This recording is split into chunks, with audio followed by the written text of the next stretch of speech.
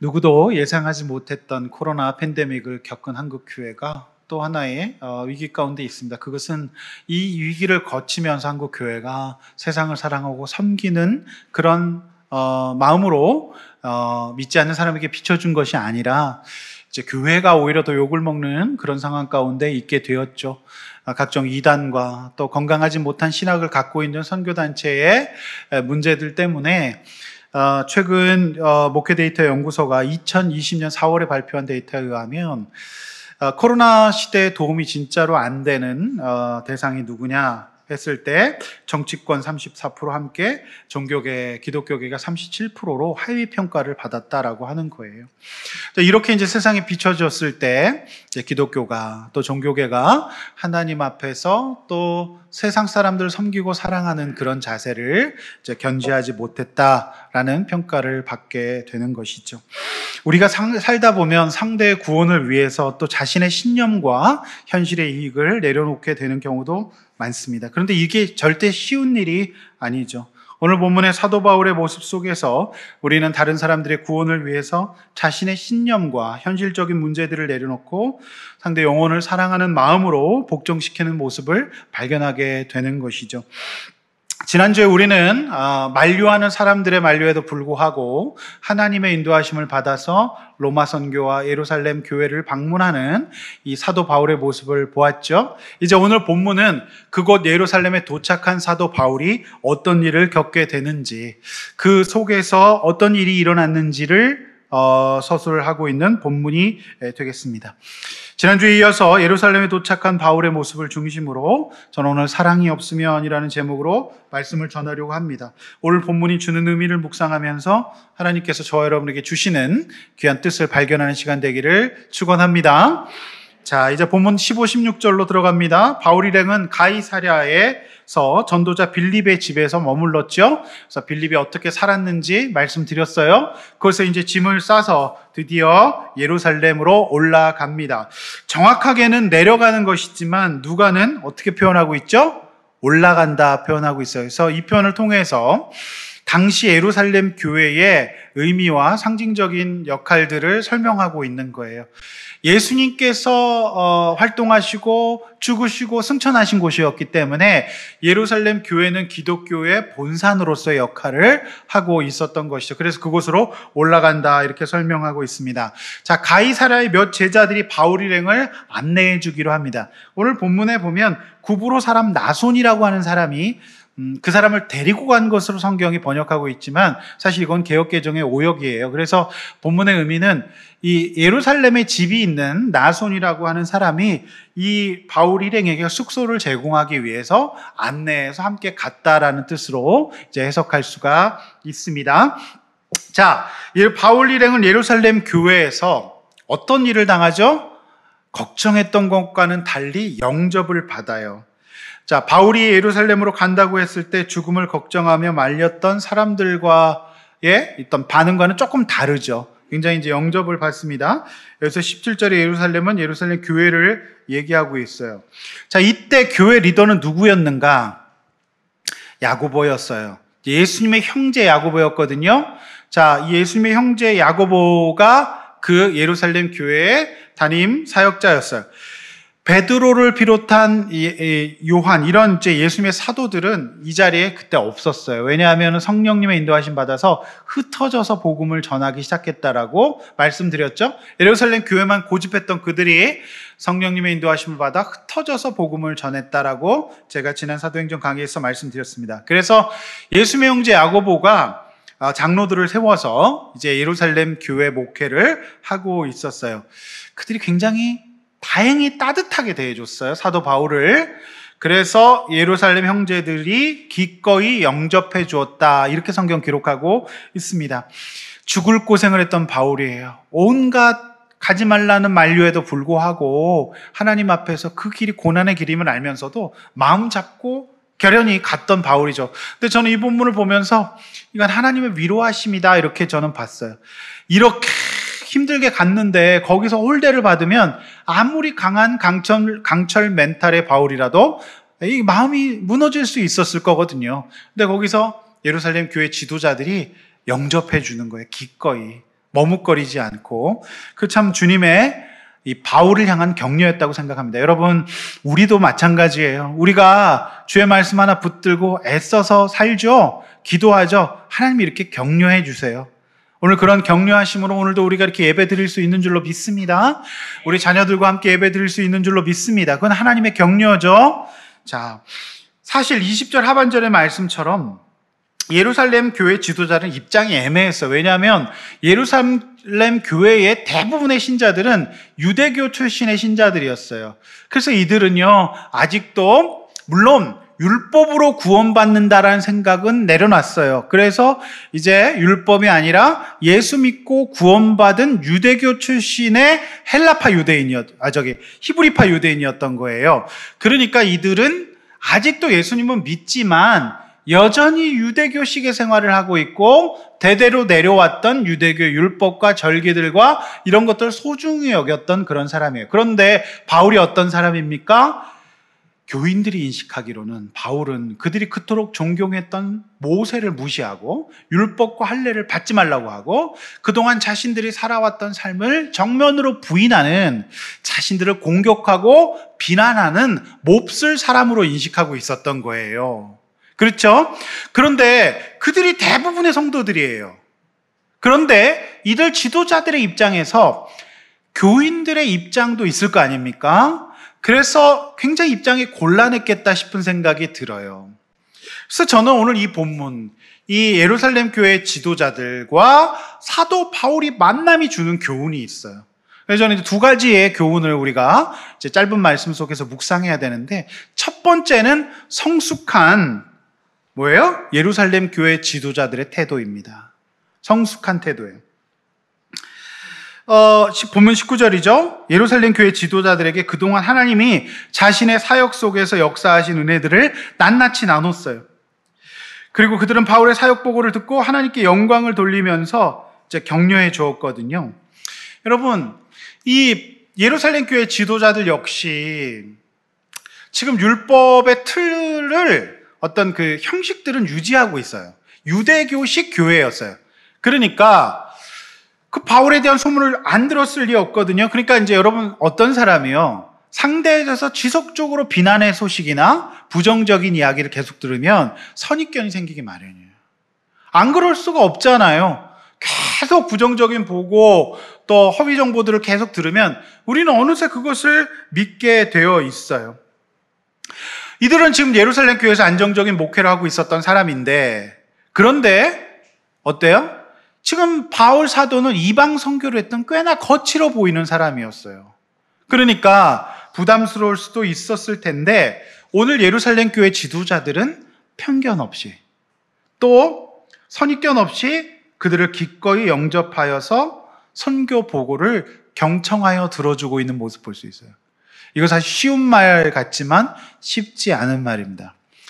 여러분, 이제 참 이게 말씀을 묵상하고 또 주일 예배를 잘 드린다는 것이 참 하나님의 은혜인 것이, 여러분 오늘 성경 본문, 우리가 읽고 있는 주일 성경 본문에 예수의 형제 야고보가 등장하죠. 그런데 우리가 큐티를 시작한 야고보서의 저자 역시 동일 인물이에요. 예수의 형제 야고보인 거죠. 예수의 형제 야고보가 어떤 말을 했어요? 여러분, 어제 큐티 혹시 하셨습니까? 어제 큐티 본문을 야고보는 정말 적용하고 있는 거예요. 어제 본문 한번 같이 제가 읽어보겠습니다. 19절에서 20절, 26절 말씀 나눠서 두 군데 한번 읽어보겠습니다. 앞에 보시면 시작. 내 사랑하는 형제들아, 너희가 알지니 사람마다 듣기는 속히 하고 말하기는 더디하며 성내기도 더디하라. 사람이 성내는 것이 하나님의 의를 이루지 못함이라. 26절. 누구든지 스스로 경건하다 생각하며 자기 혀를 제갈 물리지 아니하고 자기 마음을 속이면 이 사람의 경건은 헛것이라. 네, 예루살렘 교회 성도들은 직접 바울을 만나보지도 않고요. 그냥 진영 논리에서, 그냥 유대교 입장에서 바울을 거의 쓰레기 취급했어요. 몹쓸 사람으로 취급한 거예요. 그렇죠? 그런데 지금 예루살렘 교회의 지도자였던 야고보와 장로들은 어때요? 자신이 선포했던 말씀 그대로 듣기는 속히하고 말하기는 더디하며 선입견을 갖고 화내지 않는 모습을 볼 수가 있는 거죠. 저는 굉장히 깜짝 놀랐어요. 야, 야고보가 자신이 기록해놨던 야고보 말씀을 지금 적용하고 있구나. 어떤 상황에서? 부담 없고 편안한 사람이 아니에요. 위험한 사람이라고 소문이 나 있는 사람이에요. 자, 그 사람에게 어때요? 선입견 없이, 편견 없이 잘 듣기, 속히 들어줬던 것입니다. 여러분 어떻게 생각하십니까? 저는 그게 굉장히 은혜가 되더라고요. 야, 야고보가 자신이 말한 그대로를 지금 행하고 있구나. 여러분, 특별히 혀를 제갈 물리지 않고 자기 마음을 속이면 경건이었던 거예요. 그래서 경건은 뭐예요? 새치 혀를 다스리는 게 경건입니다. 경건은 우리가 다른 모양이 아니에요. 우리가 보이는 모습은 경건의 모양일 수 있으나 우리가 아무리 많이 경건해 보인다고 할지라도 그런 모습을 갖고 있을지라도 혀를 다스리지 못하면 경건한 게 아니라는 거예요. 여러분 이 말씀 어떻게 생각하십니까? 진짜 경건의 모습은 뭐예요? 사람들이 너무 이상한 사람이라고 여기고 선입견을 갖고 있었던 그 바울을 성숙한 태도로 지도자답게 들어주고 있는 거예요. 경청해주고 있는 거예요. 듣기를 속히 하고 말하기를 더디하고 있는 모습을 볼 수가 있습니다. 여러분 저는 외향적이에요. 듣기보다 말하는 것이 훨씬 더 편한 사람이라고요. 그 외향성의 수치가 50을 넘어갑니다. 말하지 않고는 견딜 수 없는 사람이란 말이에요. 제가 학교에 처음 딱 갔는데 초등학교 입학했는데 선생님만 이야기하는 게 너무 억울하더라고요. 그래서 저도 열심히 얘기했죠. 그러다 선생님이 화가 나셔가지고 듣기를 속히 하지 않고 말하기를 이렇게 하면서 나가 있으라고 그러시더라고요. 나가 있는데 들어오라고 그러지 않았고 그냥 화가 나서 집에 왔어요. 그게 저 공교육의 첫날입니다. 예? 제 고난은 말하지 못하는 고난이었어요. 그런데 제가 놀랍게 제가 상담이란 걸 공부하고 상담을 하기 시작했어요. 그런데 여러분 제가 아무것도 한 게 없어요. 그냥 1시간 동안 최선을 다해 들어드립니다. 그리고 지지해주고 공감해드려요. 그거 하나로 내담자가 좋아지는 거예요. 긍정적인 변화가 있어요. 왜? 아무도 얘기를 들어주지 않고 아무도 공감해주지 않았으니까요. 그걸 받으면서 내담자가 좋아져요. 그게 참 놀라운 신비죠. 근데 역시 힘들긴 힘들어요. 제가 한 3-4건 하루 신방이 아니라 상담을 하죠. 그러면 정말 녹초가 돼요. 그만큼 반대 에너지를 제가 썼다는 얘기죠. 하나님이 은혜 주셔서 하는 일이라고 생각합니다. 여러분 그렇게 생각하십시오. 네, 정말 보통 일이 아니에요. 듣는 일이 그렇게 어려워요. 사도 바울이 지금 그 일을 자신도 했고 예루살렘 교회 지도자들이 이렇게 하네요. 굉장히 성숙한 면모를 보여주고 있습니다. 여러분 교회는요, 예루살렘 교회도 마찬가지 굉장히 영광스러운 공동체잖아요. 예루살렘 교회 공동체가 정말 하나님 앞에서 예수 그리스도의 십자가의 보혈의 자치가 남아있는 곳이에요. 그런데 그곳이 어떻게 되죠? 그곳에서 성숙한 사람들이 없을 때 정말 이 말을 조심하지 않고 들어주지 않을 때 어떤 일이 일어나요? 로마 선교를 방해하게 되는 거예요. 사도 바울을 홀대하게 됐다가는 하나님의 크신 구원의 계획을 정면으로 배치하게 되는 것 아니겠습니까? 그래서 여러분 교회는 하나님의 핏값으로 사신 정말 소중한 곳이에요. 앞으로 주님 오실 때까지 메타버스 시대에도 없어지지 않을 영원한 하나님의 역사 현장이에요. 그런데 이 교회가요, 말이 많잖아요. 교회만큼 또 말이 많은 곳이 없어요. 선입견이 생길 만한 말들을 우리가 들을 수 있어요. 여러분 그럴 때 오늘 본문을 기억하십시오. 내가 듣기 전에 말하지 않으리라. 그렇게 생각하시기를 바랍니다. 여러분 진짜 성숙한 교회는 이렇게 혀를 관리할 수 있는 사람들이 많은 곳이에요. 1장 26절 기억하십시오. 그래서 정말 말을 조심해야 돼요. 이 교회가 말 한마디에 무너질 수도 있다는 거죠. 네. 그래서 진짜로 조심하시기를 바랍니다. 네. 그래서 이 예루살렘 교회 지도자들이 이런 적용을 해줌으로 말미암아 바울이 예루살렘에서 이제 로마로 선교할 수가 있었던 것이죠. 하도 안 좋은 소리를 많이 들어서 만나주지도 않고 홀대했다면 사도 바울이 얼마나 낙심했을까요? 우리 그런 태도를 점검하게 됩니다. 두 번째는 바울의 겸손한 태도예요. 자, 바울만큼 대단한 역사를 일으킨 사람도 없잖아요. 여러분 혹시 감옥에 갇혀진 적이 있으십니까? 그런데 여러분 바울이 어떤 일을 겪었죠? 감옥에서 기도했더니 감옥에 옥문이 열려요. 그리고 막 수갑이 풀리는 거예요. 대단하죠? 그리고 이것뿐만입니까? 귀신 들린 사람을 바울이 기도하면 온전케 돼요. 병자들이 치유받아요. 여러분 이런 역사의 주인공이 되셨으면 여러분 어떠셨겠습니까? 여러분이 만약 그랬다면. 여러분 일단 바로 유튜브부터 시작합니다. 그래서 바로 이제 개인 채널 만들고 구독자 수를 이제 늘리기 시작하면서 책을 쓰고 그러면서 이제 우리가 뭘 하죠? 막 이제 각종 교계 언론에 등장하면서 전 세계 이제 신유의 종 역사 하셨다 하면서 막 이제 돌아다니기 시작하고 이제 교회도 몇 개 차리고 기도원도 몇 개 차리고 전 세계 투어를 하지 않으시겠습니까? 바울만큼 놀라운 역사를 일으킨 사람이 없잖아요. 그런데 여러분 바울이 19절에서 어떻게 해요? 하나님을 내세워요. 자신이 나서지 않아요. 그들에게 선교 보고를 하는 데 있어서 선생님들 제가 한 건 없고요. 하나님이 저를 이렇게 써주셨어요. 그냥 하나님 먼저 앞세워요. 여러분 보세요. 이것이 맞는 것이 안 그래도 선입견을 가지고 있었던 예루살렘 교회 지도자들 앞에서 바울이 있는 대로 잘난 척을 했었어요. 그럼 역시 그들은 분별했을 거예요. 그래, 바울 이 사람 좀 문제 있는 사람이구나. 그런데 이 선교 보고의 결과가 어떻게 드러납니까? 예루살렘 교회 지도자들이 바울에게 영광 돌리지 않고 누구에게 영광 돌려요? 하나님께 영광 돌려. 이 말은 바울의 중심을 알아보았다는 거예요. 이건 저는 이게 별들의 만남이라고 생각해요. 성숙한 예루살렘 교회 지도자들과 겸손한 바울이 만나 하나님의 역사를 이루는 거예요. 여러분, 우리 모든 인간관계는 마찬가지예요. 모든 사회생활도 마찬가지입니다. 일이 되어지려면 성숙한 사람과 겸손한 사람이 만나야지 일이 돼요. 안 그러면 못 삽니다. 어떤 일도 이루어지지 않아요. 원석을 볼 수 있는 성숙한 지도자, 그리고 겸손한 사람이 만나서 하나님의 일이 일어나는 거예요. 여러분, 우리가 이러한 하나님의 역사의 도구가 되기를 원합니다. 예, 그렇게 됐던 거죠.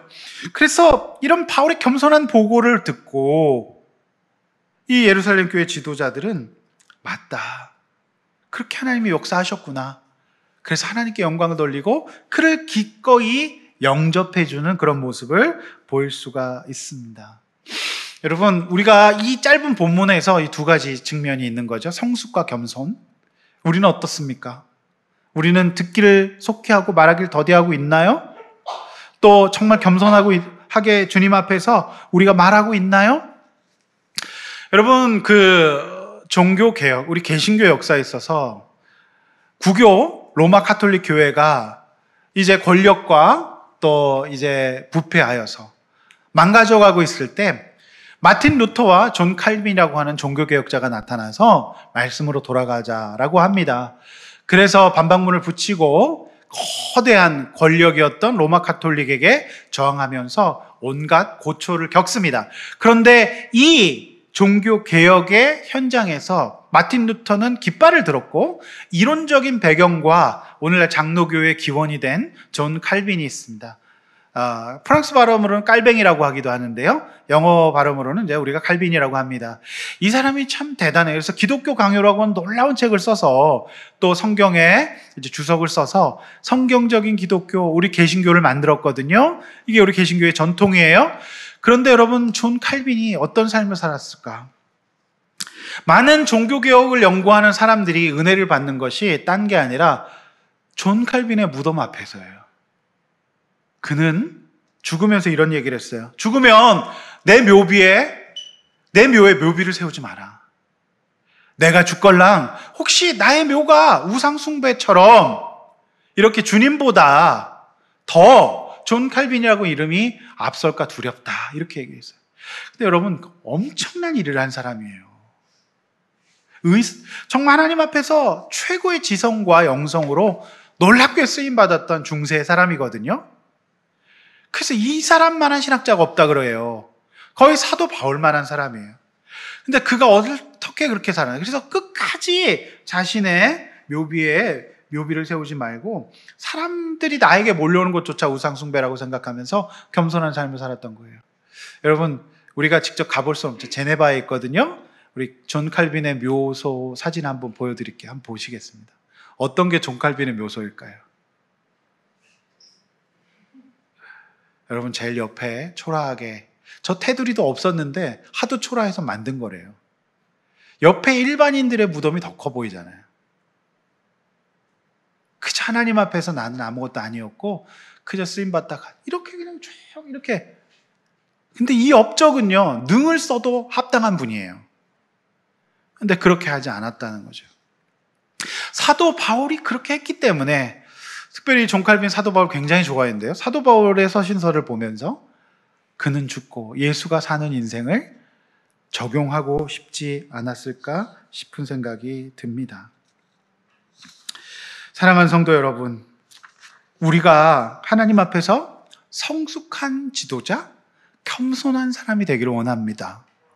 그게 우리에게 굉장히 필요한 거예요. 이런 사회생활, 우리 이런 가정생활이 되기를 원합니다. 아멘. 자, 이제 본문은 바울이 전혀 예상치 못한 방향으로 흘러갑니다. 자, 그렇게 돼 있는데도 불구하고 예루살렘 교회에는 여전히 율법을 중시하고 있었던 유대교 신자들이 사실 바울에 대해서 선입견을 가지고 있었어요. 지도자들은 성숙해서 그렇다 치더라도 성숙하지 않은 성도들은 어떻게 할 거냐는 말이죠. 그들이 바울에 대한 소문을 너무 많이 안 좋은 소문을 들었는데 사실 그건 다 허위 정보였어요. 바울은요, 율법을 무시하지 않는 사람이었어요. 그러니까 율법을 지킴으로 구원받는다는 건 믿지 않았지만 그는 유대인으로서 그렇게 살아왔던 사람이에요. 여러분, 이 상황을 제가 설명드리면 이런 거죠. 우리가 조선 왕조 500년을 겪었어요. 그렇죠? 유교 사회잖아요. 그런데 여러분, 해외 학자들은, 기독교 역사학자들은 우리 한국 기독교회를 유교식 기독교라고 얘기를 해요. 일단 우리 한국 사람들은 믿어도 어떻게 믿어요? 점잖게 믿어야 된다. 그리고 외국 교회는 없는 평신도라는 말이 존재해요. 그래서 반상이 존재하듯이 평신도 막 이렇게 이제 존재하면서 그런 것들이 존재하는 교회예요. 그리고 여러분, 예배 분위기도 어때요? 우리나라 복음송이 들어올 때 굉장히 많이 힘들어 했거든요. 찬송가를 불러야 된다, 뭐 이렇게 하면서. 그리고 외국 교회 같은 경우에는 흑인들 어때요? 예배하면서 춤춰요. 여러분, 우리 예배 드리면서 춤 한번 춰볼까요? 바로 이단 소리 듣겠죠. 이상한 거죠. 그러니까 문화가 우리는 유교식으로 믿어요. 그리고 유교와 함께 있던 또 하나가 무속이잖아요, 우리나라. 그래서 우리나라는 무속적인 기독교가 또 있어요. 그래서 성령님을 그렇게 이제 믿고 이런 게 있죠. 외국 크리스찬 교회에는 잘 없는 유교적인 풍토가 남아 있다라고 하는 거죠. 여러분, 저는 참 어떻게 보면 부럽기도 한 것이, 또 멋있어 보이기도 한 것이, 이제 외국 교회 이제 목사님들 주일날 양복을 안 입더라고요. 자유로운 모습을. 요즘에 우리나라도 약간 좀 이렇게 또 문화적으로 앞서가는 교회들은 좀 그런 모습도 좀 보이더라고요. 그리고 어떤 목사님 막 염색도 하시고 막 이래요. 근데 이제 저 역시 주일 예배 때는 양복 입는 게 편해요. 저도 이제 그게 예의라고 생각하니까 그렇게 되는 거겠죠. 이게 모든 게 뭐예요? 우리 한국 사람들 가운데 있는 어떤 유교적인 모습이 있지 않을까 싶은 생각이 듭니다. 하물며 여러분, 우리나라 기독교 처음 시작됐을 때 양반과 상민이, 천민이 함께 예수를 믿었잖아요. 근데 그들은 여전히 교회에서 양반이었고 여전히 그들은 교회에서 천민이었어요. 굽신굽신하고 그랬죠. 그리스도 안에 한 형제요 자매인데 그거 말이 안 되잖아요. 이처럼, 그럼 또 하나 예를 들면 미국이 선진화가 되었어요. 그래서 이제 인종차별 없는 것 같지만 굉장히 심하잖아요. 대대로 흑인들을 짐승 취급하면서 사고 팔았던 그 백인들은요, 여전히 우월의식을 갖고 있고 아직도 흑인들을 이렇게 어렵게 하는 게 있잖아요. 그러니까 수천 년 동안 율법으로 살아왔던 유대인들이 어느 날 갑자기 그들의 살아왔던 절기 지키는 거나 또 할례 받는 거나 다양한 것들을 싹 바꾸기 어려운 거죠. 그러니까 이 시대는 전환기의 시대였잖아요. 그러니까 예수님을 믿고 구원받아 받아들였지만 여전히 삶의 습관은 유대식인 거예요. 마치 구한말에 양반과 머리를 깎고도 자기가 그렇지 않다라고 생각했던 유교식 생각에 머물러 있었던 시대가 이 시대였던 거죠. 그래서 이런 전환기를 맞이하고 있었던 특별한 시대였다는 것을 여러분 아셔야 됩니다. 그래서 주후 100년 전까지 초대교회는 이 대변혁을 맞이하면서 굉장히 복잡해지는데 여전히 그것이 하나님을 사랑하고 하나님을 믿는 방식이라고 생각하고 있었던 유대교 출신의 그리스도인들 때문에 바울이 이렇게 많이 고난을 겪게 되는 것입니다. 자, 본문 22절에 이 상황 가운데 유대교 지도자들이 대안을 하나 내요. 자, 바울 선생님 이렇게 합시다. 당신도 알다시피 우리 교인들이 아직도 율법에 열심을 내고 있습니다. 알지 않습니까? 그래서 설명하는 거잖아요. 자, 그래서 우리에게 나실인 4명이 있습니다. 그래서 이제 서원 기간을 마치고 이제 이들이 밖으로 나와야 되는데 선생님, 바울 형제요? 당신이 이들의 서원에 필요한 비용을 대고 내가 율법을 무시하지 않는 사람이라는 것을 드러내면 어떻겠습니까? 이렇게 제안하는 거예요. 지금 이제 나시리는 지금으로 치면 한 신학생 정도 되겠어요. 그래서 이제 주님 앞에 훈련받고 자신의 머리를 깎고 율법을 지키고 이제 구별된 삶을 살기로 작정한 사람 정도 되겠습니다. 쉽게 얘기하면. 그래서 이 구약에 이제 민수기의 나시린 서약이 있잖아요. 30일의 기간이 필요한데 정결 기간이 끝나면 머리를 깎고 희생 제물을 드려야 되었어요. 이제 본문 24절에 바로 그 절차를 얘기하는 건데요. 근데 바로 이때 좀 특이한 본문이 나와요. 바울 스님에게 비용을 대라고 나오거든요. 이게 무슨 뜻이냐면 사실 사도 바울이 예루살렘을 절기내 6월절 또는 오순절 내에 도착하고 싶었던 것은 이방 교회, 본인이 선교를 통해서 세워진 이방인들의 교회에서 예루살렘 교회 교인들을 위한 헌금을 모았잖아요. 예루살렘에 흉년이 와서 그 헌금을 모아서 전달하는 것이 목적이었다고 제가 말씀드렸죠. 그런데 여러분 보세요. 만약 북한 사람들이 우리에게 구호 물자를 보낸다면 여러분 기쁨으로 잘 받겠습니까? 굉장히 좀 무시하는 측면이 있겠죠. 우리가 도와야 되는데 저 사람들이 왜 그러냐. 그러니까 이제 이방인들의 헌금이라고 사실은 유대교인들은 약간 무시하고 터부시하고 이거 이제 불가촉해야 되기 때문에 이거 저들의 물질을 받으면 안 되겠다라는 생각도 있었던 것 같아요. 그런데 이제 그것을 전달하니까 이들이 이렇게 제안하는 거죠. 선생님, 그들 우리 직접 교인들에게 이제 그 구제헌금을 나눠주기보다는 먼저 상징적으로 나시린 서약의 결례라고 하는 상징적인 이벤트가 있는데 이 헌금을 여기에 먼저 사용하면 어떨까요? 이렇게 이제 제안을 했던 거죠. 자, 그 제안을 받았던 거예요. 그래서 사도 바울이, 여러분 이때 사도 바울의 심정을 한번 생각해 보십시오. 여러분 우리가요, 오케이, 콜 받겠습니다 하지만 우리가 진짜 뚜껑이 열리는 건 거기다 우리 돈까지 써야 될 때거든요. 정말 원치 않는 일이에요. 본인의 신념과 생각과 배치되는 일이잖아요. 뭔 나시린 서약 지금. 그리고 뭘 또 제물을 바치고 뭐 이거 하느냐. 그러나 여전히 그것이 살아있는 제도였기 때문에 거기에 대해서 유대교 출신 그리스도인들이 딱 쳐다보고 있는데 그때 일종의 한번 쇼잉을 해주라는 얘기잖아요. 여러분 같으면 어떻겠습니까? 속이 상할까요? 안 상할까요? 네? 상하기 마련이잖아요. 그런데 여러분 바울이 그 일을 받아요. 그렇게 하네요.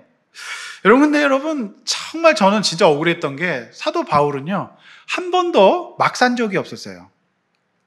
사실 바울 자신이 유대교 서약을 지켰잖아요. 여러분 갱그레아 이발소 그 설교 기억하십니까? 그래서 성지순례 가면 가이드들이 여러분 혹시 바닥에 머리카락이 있는지 찾아보라고 얘기한다고 말씀드렸잖아요. 바울이 거기서 뭐 했어요? 이발했잖아요. 이 얘기는 뭐예요? 바울 자신이 기간을 정해서 자신을 나신으로 구별했다는 말씀을 제가 드렸잖아요. 그 율법 지켰어요. 그리고 또 어떻습니까? 사도 바울은요 자신의 제자 디모데가 2차 전도여행 가운데 이방인이라고 무시받으니까 할례를 어떻게 하라고요? 받으라라고 권면했어요.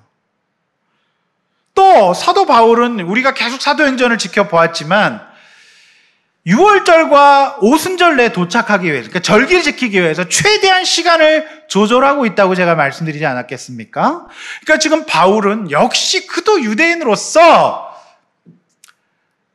예루살렘의 교인들이 알고 있는 그런 방식으로 막 사는 사람이 아니었고, 그 역시 율법을 무시하지 않았던 사람이에요. 한마디로 그에 대한 소식은 완전히 다 가짜 뉴스였던 것이죠. 말이 안 되는 거예요.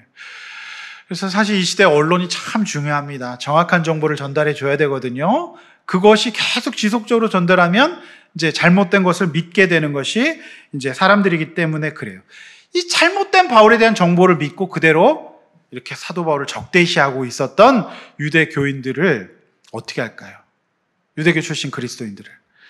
이 방법이 최선의 방법이었던 거죠.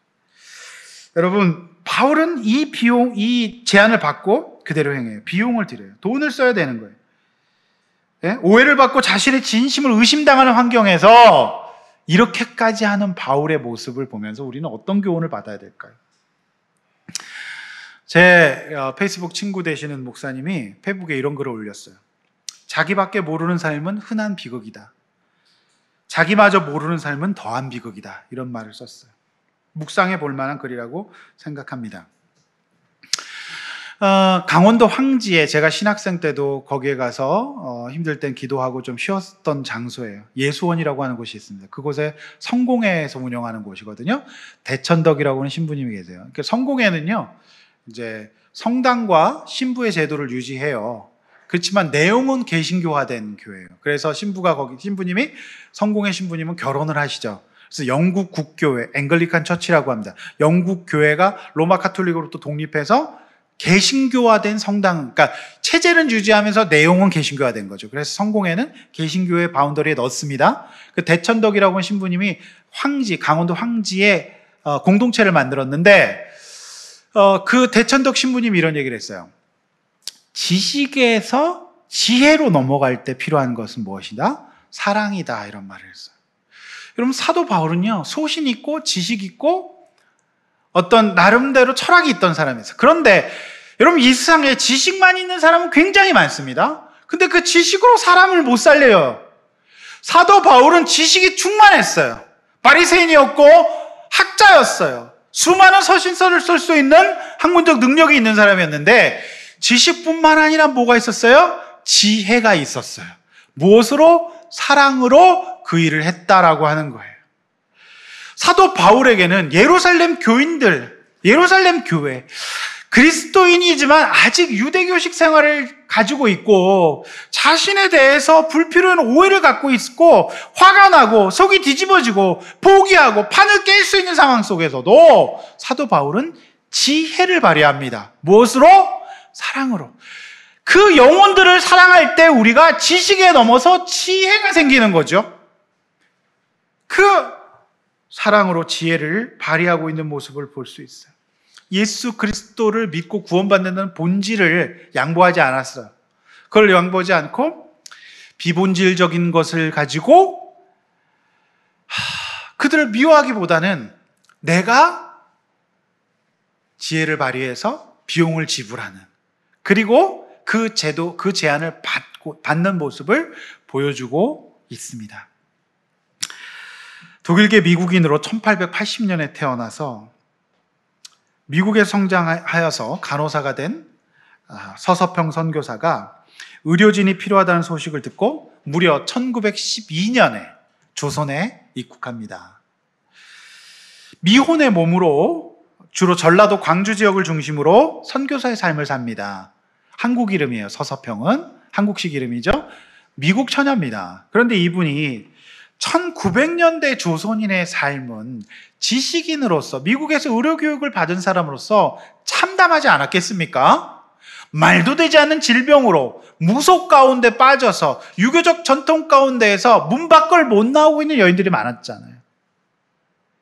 그런데 여러분, 서서평 선교사는 지식인이 아니라 지혜를 갖고 조선인들을 사랑하기 시작합니다. 그래서 그녀가 한복을 입어요. 그리고 양식을 고집하지 않고 보리밥에 된장국을 먹습니다. 여러분, 1900년대의 된장은 오늘 우리가 먹고 있는 맛있는 해찬들 된장이 아닙니다. 예? 예? 재미없습니까? 풀무원 된장 아니에요. 조미료 없어. 그야말로 그 서양 선교사의 입장에서 봤을 때 그 당시의 된장은 정말 곰팡이가 막 이제 완전 푹 익은 마치 변처럼 보이는 음식이었을 수도 있을 거예요. 그렇지 않습니까? 그런데 이 서서평 선교사가 된장을 먹고 검정 고무신에 무명으로 지은 한복을 입고 침대가 아닌 구들장에서 잤다는 거죠. 대단하지 않습니까? 당시 지식인들은요, 한국 사람들을 무시했어요. 무속과 반상의 차별 속에서 비위생적 환경 속에 살아가는 사람들을 무시했지만 서서평 선교사는 조선의 미혼모 고아 한센이 노숙인들을 돌보면서 전라도 지역의 나환자의 어머니가 됩니다. 지식이 아니라 지혜를 갖고 사랑이 있기 때문에 가능한 일이었다고 보여져요. 그녀는 처녀의 몸으로 14명의 양자를 입양합니다. 그래서 지금도 그 전기를 보면 업고 있어요. 그 아기를. 그리고 38명의 과부를 돌보다가 54세의 나이에 풍토병으로 소천합니다. 대단하죠. 그래서 그녀가 일군 학교들, 그것이 이제 광주의 한일장신대라고 하는 이제 신학교로 남아 있는 것이 아니겠습니까? 문명국가의 의료인이란 자신의 입장을 고집하지 않고 조선인들을 사랑하며 그들과 함께한 조선의 바울이었던 것 같습니다. 여러분, 고개 들어 저를 한번 봐주세요. 여러분, 지금까지 어떻게 사셨습니까? 저는 지금까지 일찍부터 목회해서 지금 거의 한 30년째 사역을 하고 있습니다. 제가 그동안 어떻게 살았나 생각해 보면 그저 제 소중한 인생, 제 젊음의 황금기를 주님께 바쳤어요. 때론 한 영혼의 구원을 위하여서 빌기도 하고 무릎까지 꿇어봤습니다.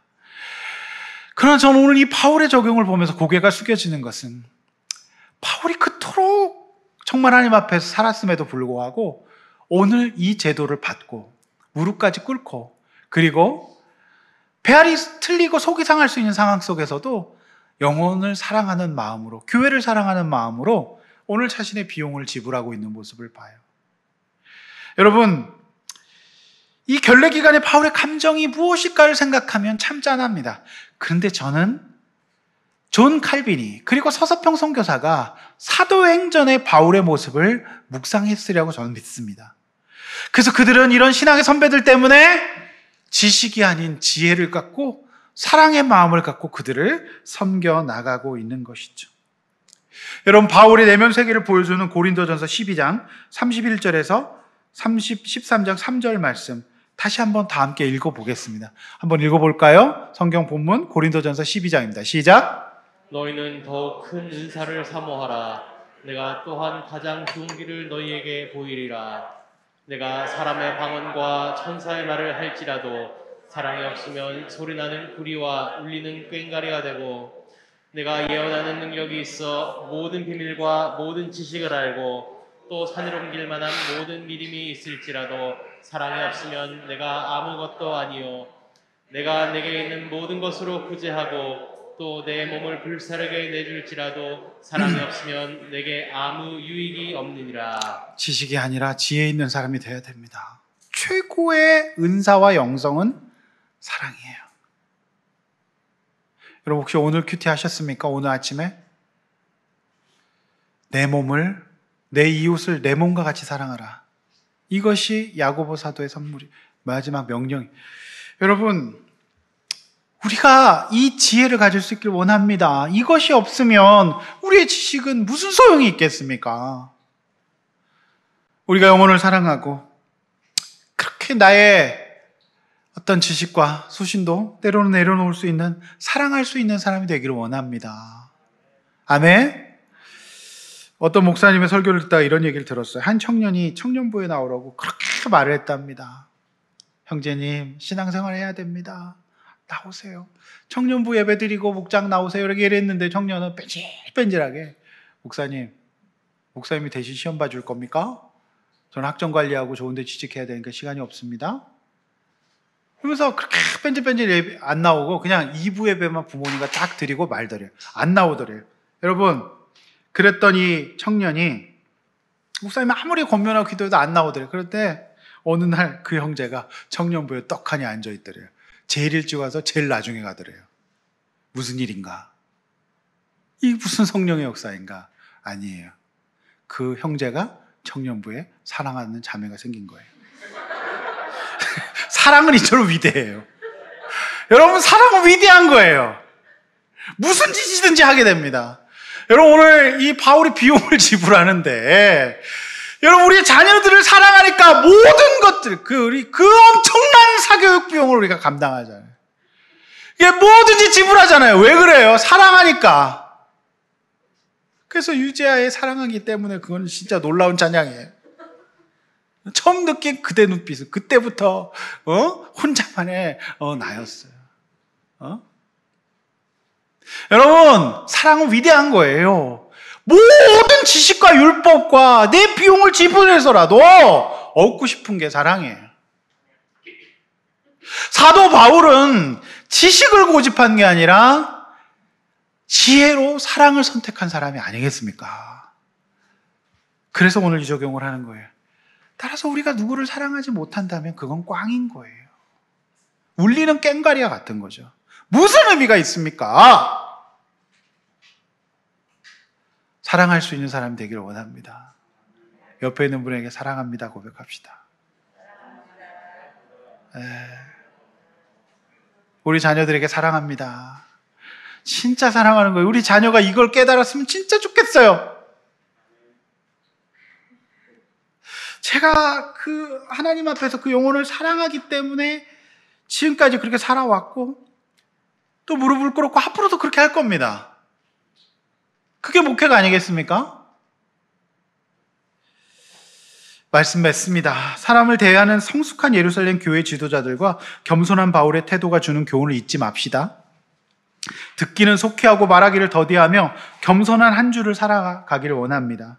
또한 자신의 신념과 지식을 앞서는 최고의 은사인 사랑을 가지고 현실에 답답하고 화나는 문제들, 여러분 끊임없이 반복되고 돈을 써야 되는 문제들, 이 일에 최선의 선택을 내릴 수 있는 지혜로운 사람들이 되기를 원합니다.